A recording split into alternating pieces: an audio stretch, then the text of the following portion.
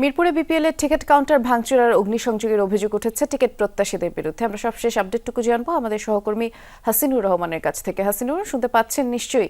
এই যে ভাঙচুরের যে চিত্র আপনি দেখলেন, বিশেষ করে বিপিএল এর খেলা প্রথম যেদিন শুরু হয়েছিল ওই দিনও কিন্তু এরকম একটি ঘটনা ঘটেছিল। আজ কি অবস্থা জানাবেন, আর মিরপুরের নিরাপত্তার ব্যবস্থা কেমন দেখছেন?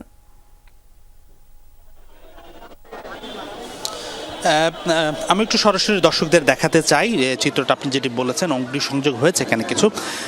এটা ছিল আসলে টিকিট কাউন্টার। তবে একটা বিষয় পরিষ্কার করতে চাই, এটা কিন্তু স্টেডিয়ামে নয়, স্টেডিয়ামের পাশেই সুইমিং কমপ্লেক্সে, যেটা 10 নম্বরের কাছে যে ফায়ার স্টেশনের পাশে যে একটা সুইমিং কমপ্লেক্স আছে, সেখানে একটা অস্থায়ী টিকিট বুথ করা হয়েছিল, সেখানে আসলে ভাঙচুরটা হয়েছে।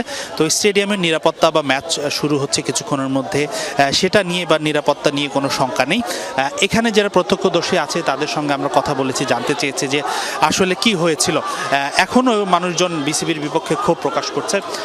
যেটা আমরা জানতে পেরেছি সেটা হচ্ছে যে এই টিকিট কাউন্টারে আসলে সাধারণ মানুষরা যখন আজকে টিকিট কাটতে এসেছিল, সেই সময় আসলে গ্যালারির টিকিটগুলো অ্যাভেলেবেল ছিল না। অর্থাৎ 200, 300, 350 টাকার সাধারণ মানুষ আর দর্শকরা যে ধরনের টিকিট কেটে থাকে সেই টিকিটগুলো অ্যাভেলেবেল ছিল না।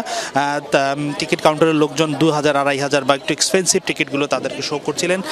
সেই জের ধরে আসলে দর্শকদের ক্ষোভ যে কেন এই ধরনের টিকিট নেই বা কেন পাওয়া যাচ্ছিল না, সেই ক্ষোভ থেকে আসলে মূলত হট্টগোল, মারামারি, অগ্নিসংযোগের ঘটনাটা ঘটেছে।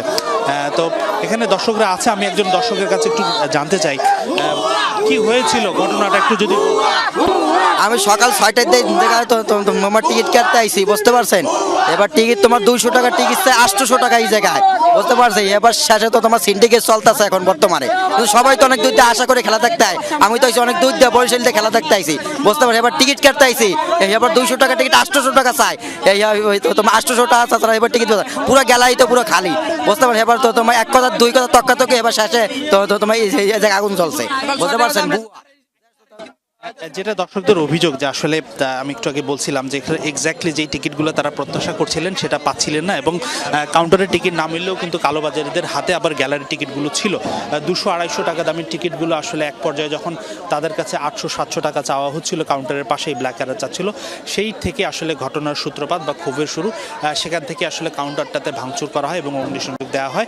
এই মুহূর্তে কাউন্টারটা বন্ধ আছে, এখান থেকে কোনো ধরনের টিকিট বিক্রি করা হচ্ছে না। তো এই ছিল ঘটনার সবশেষ আপডেট আমার কাছে। আমরা দেখছিলাম। অনেক ধন্যবাদ হাসিনুর।